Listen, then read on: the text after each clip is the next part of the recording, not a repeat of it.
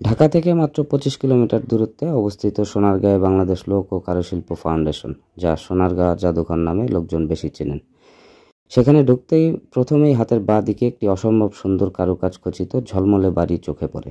চোখ ধাঁধানো অপরূপ এই বাড়িটি গোপীনাথ সাহা সর্দার বাড়ি বা বড় সর্দার বাড়ি নামে পরিচিত।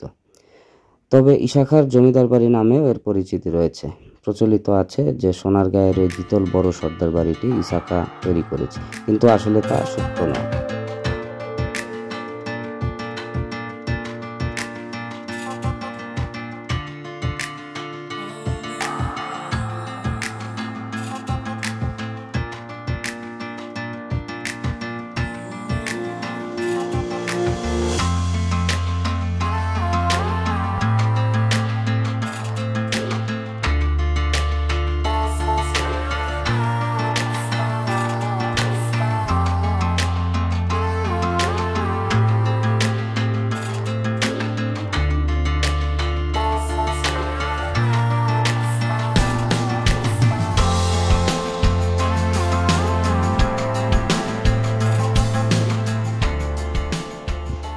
প্রাচীন গৌরবময় ও বৈচিত্র্যময় সাংস্কৃতিক ঐতিহ্যের লীলাভূমি বাংলাদেশ।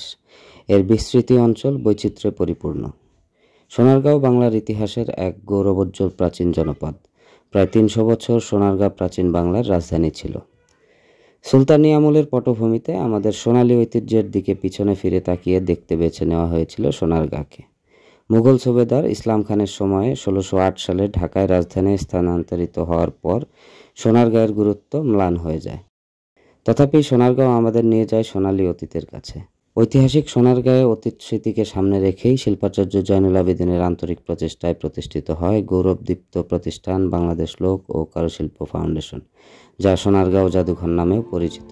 আবহমান গ্রাম বাংলার সংস্কৃতি ও লোকশিল্পকে ধরে রাখা এবং সর্বজন স্বীকৃতি দেওয়ার উদ্দেশ্যে 1975 সালের 12ই মার্চ শিল্পাচার্য জয়নুল আবেদিন সোনারগাঁয়ের পানাম নগরীর একটি পুরাতন বাড়িতে বাংলাদেশ লোক ও কারুশিল্প ফাউন্ডেশন প্রতিষ্ঠা করেন। তো চলুন এখন জাদুঘরের ভিতরে ঢোকা যাক।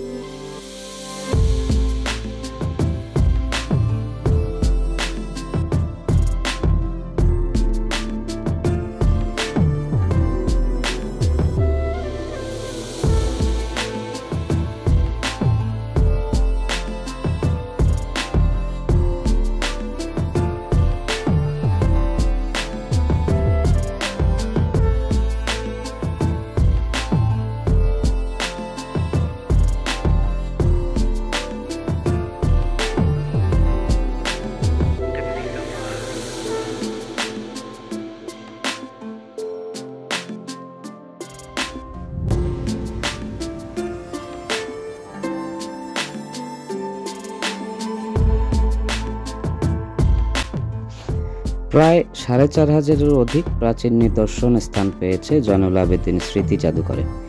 আছে বাংলাদেশের গ্রাম বাংলার প্রাচীন শিল্পীদের সুনিপুণ হাতের তৈরি বিভিন্ন শৈল্পিক ও নান্দনিক ব্যবহার্য নানা পণ্য সামগ্রী। দক্ষ শিল্পীরা প্রতিটি সৃষ্টিতে ফুটিয়ে তুলেছেন প্রাচীন বাংলার গ্রামীণ ঐতিহ্য।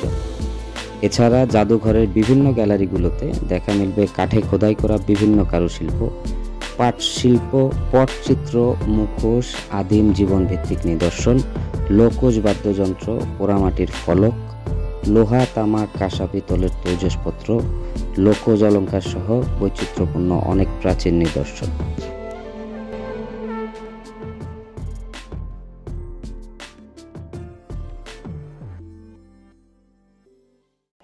সোনারগাঁ জাদুঘরে ঢুকেই হাতের বাঁ পাশে দৃষ্টিনন্দন একটি বাড়ি দেখতে পাওয়া যায়, যেটার নাম গোপীনাথ সাহা সর্দার বাড়ি বা বড় সর্দার বাড়ি। তো আসুন এই বাড়িটি সম্পর্কে আমরা আগে জেনে নিই।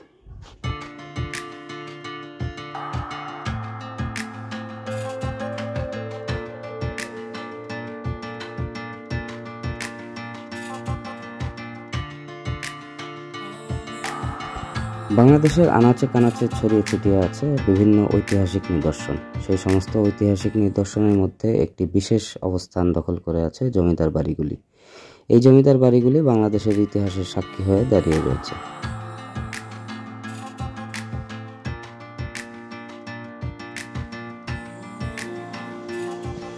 কারুকাজময় দৃষ্টিনন্দন এই বাড়িটি নির্মাণ করেছিলেন গোপীনাথ সাহা অথবা ঐশ্বর্যকান্ত সাহা সর্দার।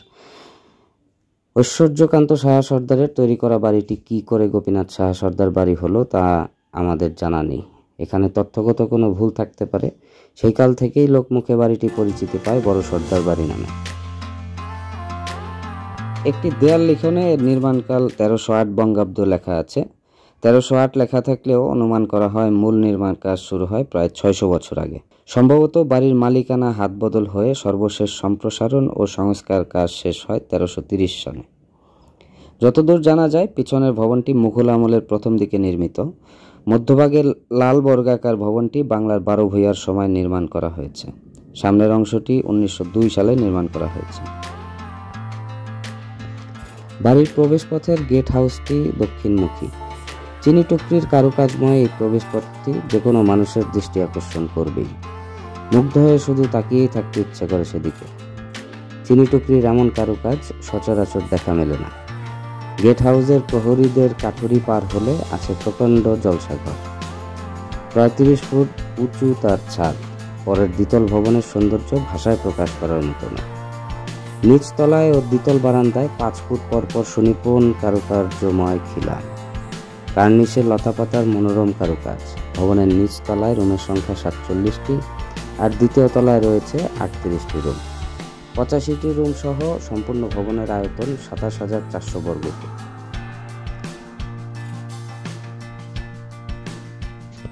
(1971) সালে বাংলাদেশ স্বাধীন হওয়ার পর বাংলাদেশ সরকার এটি অধিগ্রহণ করে। 80-র দশকের প্রথম দিকে পরিত্যক্ত অবস্থায় প্রত্নতত্ত্ব বিভাগ এটি উদ্ধার করে আংশিক সংস্কার করে। তখন এটিকে লোক ও কারুশিল্প জাদুঘর হিসেবে গড়ে তোলা হয়। 2012 সালের দিকে কোরীয় বহুজাতিক কোম্পানি ইয়াংওয়ান কর্পোরেশন $20 লক্ষ ব্যয়ে সর্দার বাড়িটি যথাযথভাবে সংস্করণের উদ্যোগ নেওয়া হয়। নওগাঁ ও পাহাড়পুর থেকে অভিজ্ঞ 150 জন নিপুণ রাজমিস্ত্রি নিয়ে আসা হয়েছিল এই সর্দার বাড়িটিকে সংস্কার করানোর জন্য। তাদের দক্ষ হাতের ছোঁয়ায় অতি সম্প্রতি আদিরূপে ফিরে এসেছে বাড়িটির সৌন্দর্য। পানামনগরীর ঠাকুরবাড়ি ভবন ও ইসাখার তোরণ এই দুই স্থাপনাকে একত্রে নিয়ে প্রায় 16 হেক্টর জায়গা জুড়ে লোক ও কারুশিল্প ফাউন্ডেশন বিস্তৃত। বাড়ির পূর্ব ও পশ্চিমে প্রকাণ্ড দুটি দিঘি রয়েছে। বিশেষ করে পশ্চিমের দিঘিটি খুবই মন কাড়ে।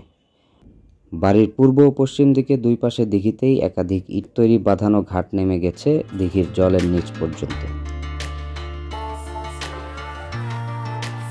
পশ্চিমের দিঘির একটি ইটের তৈরি বাঁধানো ঘাটের দুই দিকে দুজন ইংরেজ অশ্বরোহীর মূর্তি রয়েছে।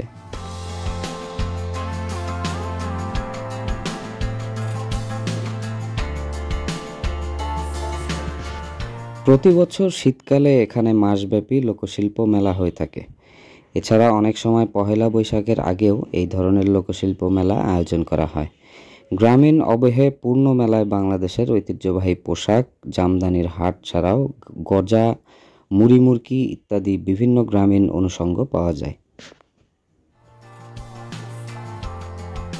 ঢাকা থেকে নিজস্ব পরিবহন যেমন প্রাইভেট কার বা মাইক্রোবাস নিয়ে সরাসরি নারায়ণগঞ্জ জেলার সোনারগাঁ যেতে পারবেন। যদি লোকাল যানবাহনে যেতে চান তাহলে গুলিস্তান থেকে মোগরাপাড়া চৌরাস্তায় যাবার বিভিন্ন কাউন্টার সার্ভিস বাস পাবেন। এক্ষেত্রে স্বদেশ কিংবা দোয়েলকে বেছে নিতে পারেন। এছাড়া আপনার পছন্দমতো বাসে চড়ে মোগরাপাড়া চৌরাস্তা নেমে রিক্সা বা সিএনজি ভাড়ায় লোক ও কারুশিল্প ফাউন্ডেশনে যেতে পারবেন। বাংলাদেশ লোক ও কারুশিল্প ফাউন্ডেশন বৃহস্পতিবার বন্ধ থাকে। এছাড়া সপ্তাহের বাকি দিন সকাল 9টা থেকে বিকেল 5টা পর্যন্ত জাদুঘর খোলা থাকে। তবে বিশেষ সরকারি ছুটির দিনগুলো যেমন ঈদ, বিজয় দিবস, স্বাধীনতা দিবস, 21শে ফেব্রুয়ারি, পহেলা বৈশাখ, জাতীয় শোক দিবসে খোলা থাকে। সোনারগাঁ জাদুঘরে প্রবেশ টিকিট ফি 50 টাকা জনপ্রতি, বিদেশি দর্শনার্থীদের জন্য 100 টাকা।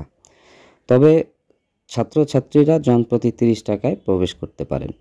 এছাড়া বড় সর্দার বাড়ি প্রবেশ ফি 100 টাকা, বিদেশিদের জন্য 200 টাকা। সোনারগাঁ জাদুঘরের কাছেই রয়েছে পানামনগর বা পানাম সিটি, যা হারানো নগরী হিসেবে সুপরিচিত। জাদুঘর থেকে প্রায় 1 কিলোমিটার দূরের এই পানামনগর থেকেও ঘুরে আসতে পারেন ইতিহাসের সাক্ষী হতে, যার ভিডিও অলরেডি আমি আমার চ্যানেলে শেয়ার করেছি। আপনারা চাইলে সেই ভিডিওটাও দেখে নিতে পারেন। তো এই ছিল আমার আজকের ভিডিওটি যদি ভালো লেগে থাকে তাহলে অবশ্যই লাইক কমেন্ট শেয়ার করবেন এবং চ্যানেলটি সাবস্ক্রাইব করে পাশে থাকবেন। ধন্যবাদ।